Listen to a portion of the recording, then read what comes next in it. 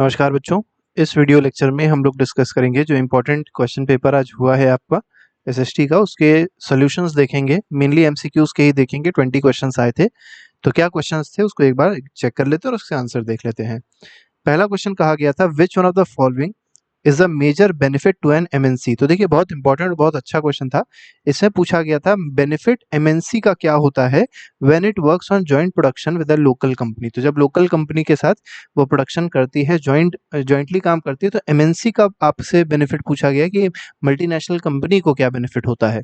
तो इसका अगर आंसर देखेंगे तो इसका आंसर बी ऑप्शन सही है, that MNC decides all parameters and prices of the product. मतलब प्रोडक्ट जो होगा उसका प्राइस क्या होगा, उसके पैरामीटर्स क्या होंगे, ये कौन डिसाइड करता है? एमएनसी डिसाइड करती है, और इसी हिसाब से फिर इसको प्रॉफिट भी मिलता है। नेक्स्ट क्वेश्चन पे आते हैं। क्वेश्चन नंबर 2 में कहा गया, which one of the following organization is providing data regarding employment in India. तो एम्प्लॉयमेंट से रिलेटेड जो डेटा प्रोवाइड करता है वो कौन प्रोवाइड करता है? तो एनएसओ नहीं करता, ठीक है, एनआईसी भी नहीं करता है, पब्लिक सर्विस कमीशन भी नहीं करता है। इसका सही आंसर है नीति आयोग, ठीक है, नीति आयोग इसका बिल्कुल सही आंसर होगा। इसमें बी ऑप्शन सही है। क्वेश्चन नंबर 3 पे आते हैं। इसमें कहा गया, which of the following country has highest life expectancy at birth. तो लाइफ एक्सपेक्टेंसी एट बर्थ की बात करी जाए, या अगर इसको देखा जाए तो इसको एक तरीके से कितने साल कोई जीवित रहता है वही है, यहाँ पर कोई वैसी चीज नहीं है। तो नेपाल गलत है, इसका सबसे ज्यादा बांग्लादेश में है। अप्रोक्सीमेटली आप देखेंगे 72 ईयर्स है बांग्लादेश में। और इंडिया का कितना है? इंडिया का 68.8 ईयर्स है।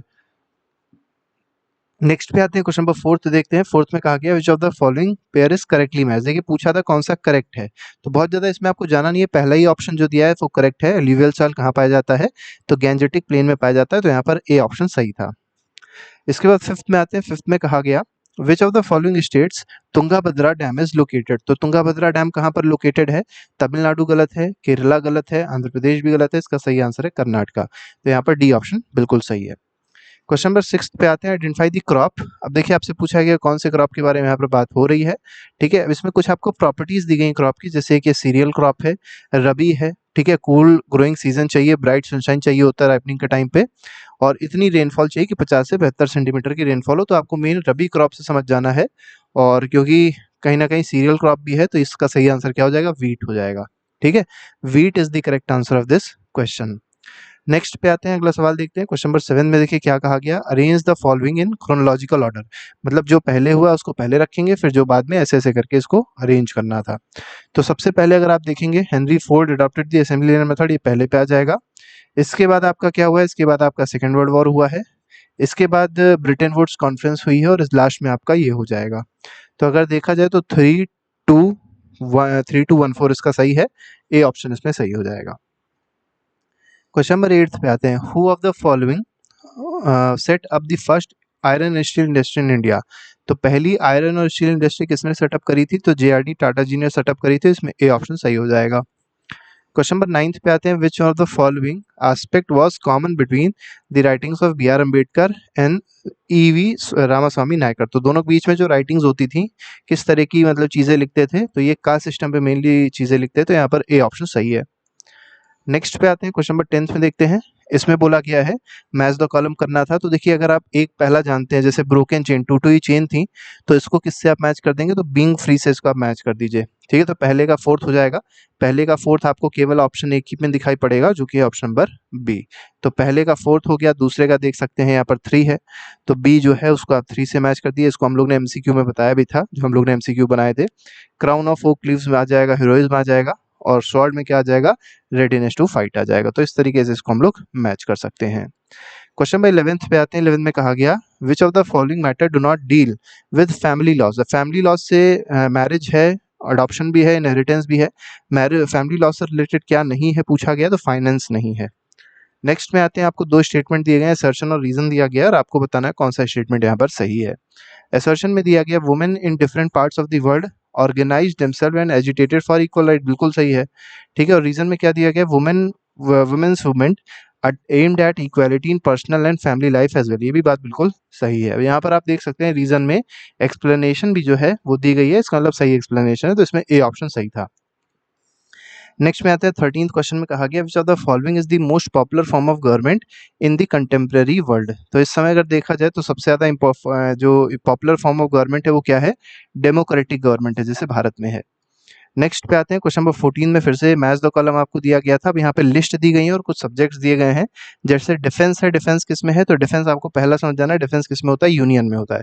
पुलिस किस में होती है, स्टेट में होता है, आपको ज़्यादा नहीं जाना। पहला देख लीजिए, फर्स्ट किसके साथ मैच करना चाहिए, 2 के साथ, तो फर्स्ट 2 किस में है, तो डी में है। तो इस तरीके से आप लोग सीधे सीधे इसको देख सकते थे। अगर आपको डिफेंस पता है कि स्टेट का नहीं होता है, यूनियन की लिस्ट में होता है, तो सीधे सीधे आप इसको कर सकते थे, बहुत आसान था ये। नेक्स्ट में आते हैं, टू स्टेटमेंट्स आर गिवन। यहाँ पे फिर से असर्शन रीजन दिया गया, इसको देख लीजिए। असर्शन में दिया गया elections are spirit of democracy, तो बिल्कुल इलेक्शंस होते हैं वो डेमोक्रेसी के स्पिरिट होते हैं, बिल्कुल ठीक है। और रीजन में दिया गया इलेक्शंस एक्सपैंड पॉलिटिकल पार्टिसिपेशन, तो पॉलिटिकल पार्टिसिपेशन को एक्सपैंड करने का काम कौन करता है, इलेक्शन करते हैं। तो ये भी बात बिल्कुल सही है और कहीं ना कहीं रीजन में एक्सप्लेनेशन भी सही दिया गया है।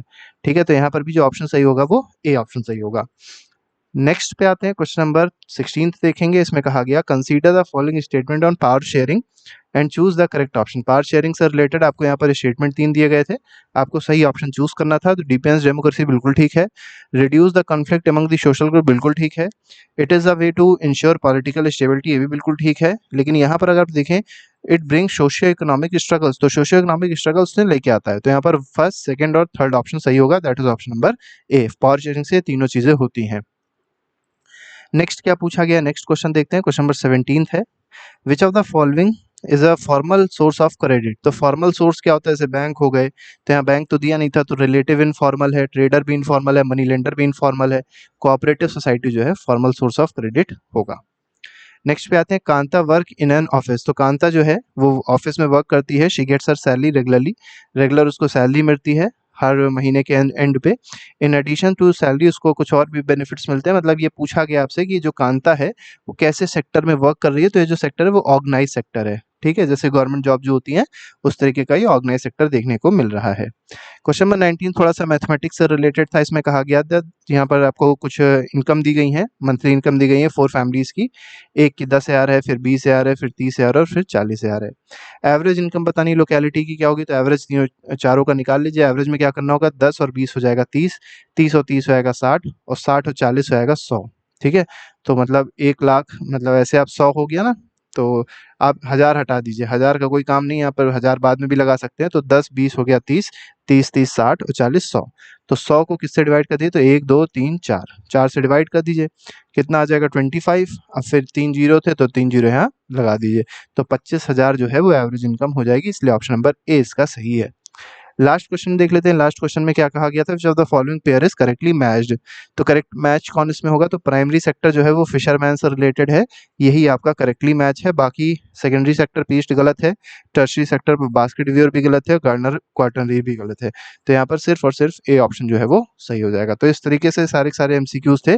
इसमें बहुत सारे एमसीक्यूज ऐसे थे जो हम लोग पहले से करा चुके थे। आप लोग ने अगर प्लेलिस्ट देखी होगी तो उसमें ज्यादातर आपको एमसीक्यूज इस तरीके के मिल जाएंगे। ठीक है, तो इसके अलावा और भी बहुत सारे एमसीक्यूज हैं आगे के पेपर्स, अगर आप लोग देते हैं या किसी अपने दोस्त को सजेस्ट करना चाहते हैं तो हम लोग की प्लेलिस्ट आप जरूर सजेस्ट करिएगा। तो अभी के लिए फिलहाल इतना ही। Thank you very much, good bye, जय हिंद।